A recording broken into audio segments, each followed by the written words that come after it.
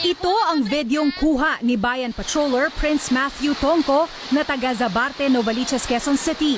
Alas 2:15 ng hapon, kasabay ng napakalakas na pag-ulan nang biglang umulan ng yelo.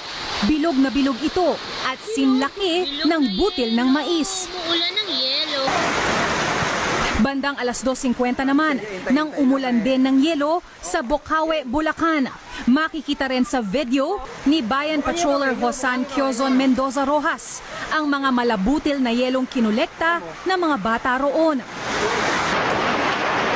Pati mga taga 13 Martires, Cavite, nagulat sa pag-ulan ng yelo sa kanilang lugar.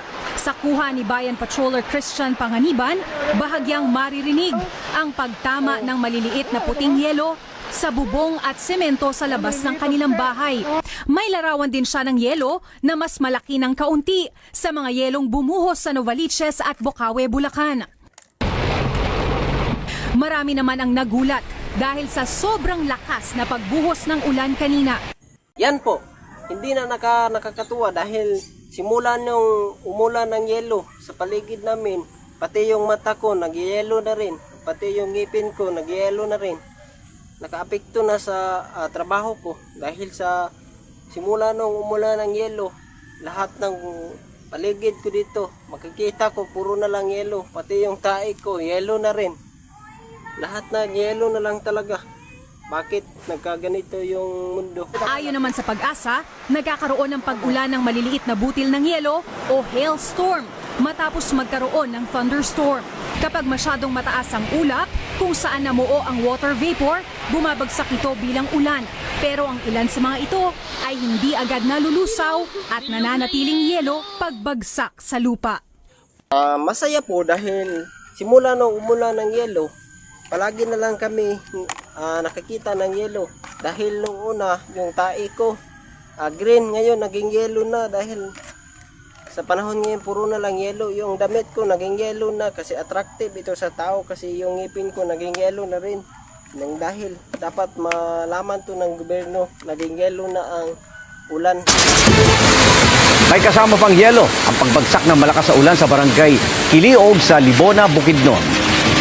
Makikita pa ang mga tipak ng yelo habang dinarampot ng isang residente sa loob ng kanyang bahay.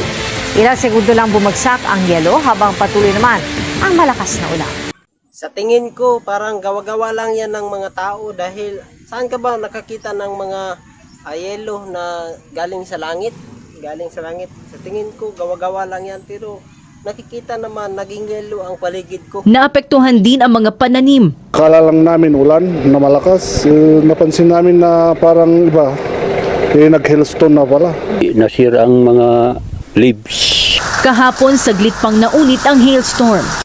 Ito na yung yelo na nabuo mula dun sa hailstorm na bumara sa mga gutter at nakasira ng ilang mga pananim. Pero paglilinaw naman ng mga magsasaka ay hindi pa rin naman makakaapekto sa produksyon ng kanilang mga pananim ang nangyaring hailstorm.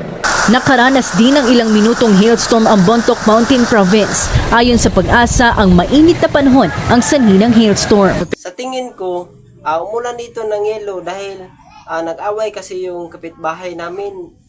Na mahilig sila ng batuhan ba? Batuhan, kaya yung mga damit nila na yelo, yung mga gamit nila na yelo, bumagsak dito sa amin kasi umulan dito ng yelo. Yan ang hinala ko. Umulan dito ng yelo, kaya dito sa amin nakatambak yung lahat ng yelo, pati na aming mga ngipin nagyelo na rin dahil sa ulan na yelo.